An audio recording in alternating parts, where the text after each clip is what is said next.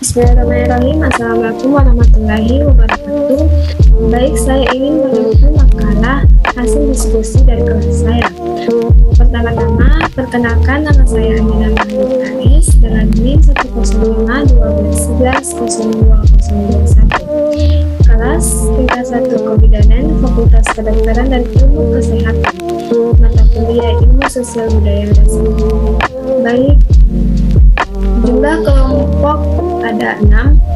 Materi setiap kelompok pertama lingkungan kajian dan perizinan ilmu sosial budaya. Kelompok kedua konsep keluarga dan kelompok sosial budaya. Dan kelompok ketiga materi tentang manusia dan peradaban. Kelompok 4 masalah kemanusiaan.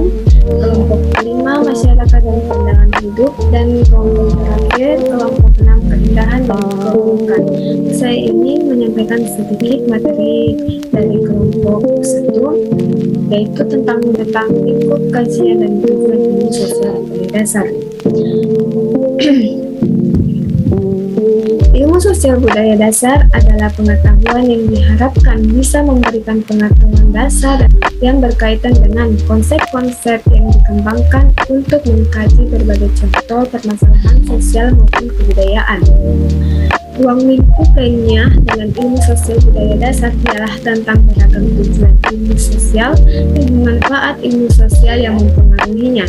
Di antaranya yaitu ilmu psikologi, sosiologi, dan ilmu sejarah. Yang semuanya itu dianggap mampu untuk memberikan peran nyata dalam mengkaji kebudayaan yang ada. Kelompok kedua materinya tentang konsep keluarga dan kelompok sosial budaya. Keluarga memegang peran penting dalam menjalankan fungsi sosialisasi pada anak. Dalam perspektif sosiologi, peran orang tua sebagai pengendali keluarga merupakan kewajiban sebagai peran sosial orang tua, terutama dikaitkan dengan upaya membentuk kepribadian anak yang diterima dan tidak sampai menjadikan anak tidak bersikap dan berperilaku yang tidak diterima lingkungan sosial. Adapun materi kelompok ketiga tentang manusia dan peradaban. Manusia seutuhnya adalah sebuah matriks yang mempunyai akal, jasmani, dan rohani. Pemahaman terhadapnya memerlukan pendekatan multidimensional dengan tidak melupakan kodratnya sebagai makhluk berbadan sosial. Melalui akalnya manusia dapat menciptakan dan mengembangkan teknologi. Lewat jasmaninya, manusia dapat menerapkan dan merasakan kemudahan yang diperolehnya dari teknologi tersebut. Sedangkan melalui rohani tercipta peradaban. Lebih dari itu, melalui ketiganya, akal, jasmani, dan rohani, manusia dapat membuat perubahan di berbagai bidang sesuai dengan perjalanan waktu yang dilaluinya, sebagai upaya menyesuaikan terhadap perubahan yang terjadi pada lingkungan sekitarnya. Baik, materi kelompok 4 tentang masalah kemanusiaan. Ada 5 masalah pokok kehidupan manusia dalam setiap kebudayaan yang dapat ditemukan secara universal. Menurut Rushton dalam film 1994, kelima masalah pokok tersebut adalah 1. Masalah hakikat kehidupan. 2. Hakikat kerja atau kerja manusia. 3. Hakikat kedudukan manusia dalam ruang dan waktu.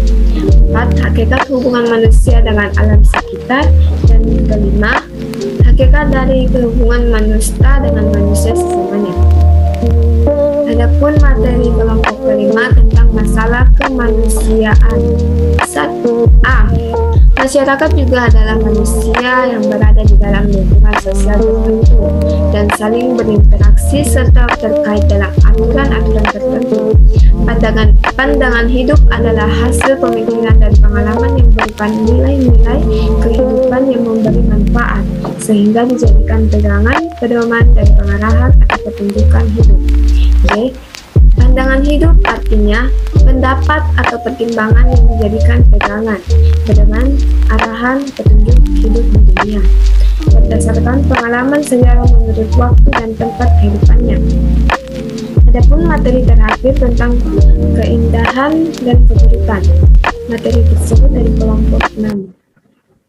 Keindahan berasal dari kata indah yang dapat diartikan bagus, cantik, melok, elok, dan permai, yaitu sifat yang menyenangkan, menggembirakan, menarik perhatian, dan tidak membosankan, yang melekat pada suatu objek yang berupa benda, ciptaan, perbuatan, atau keadaan.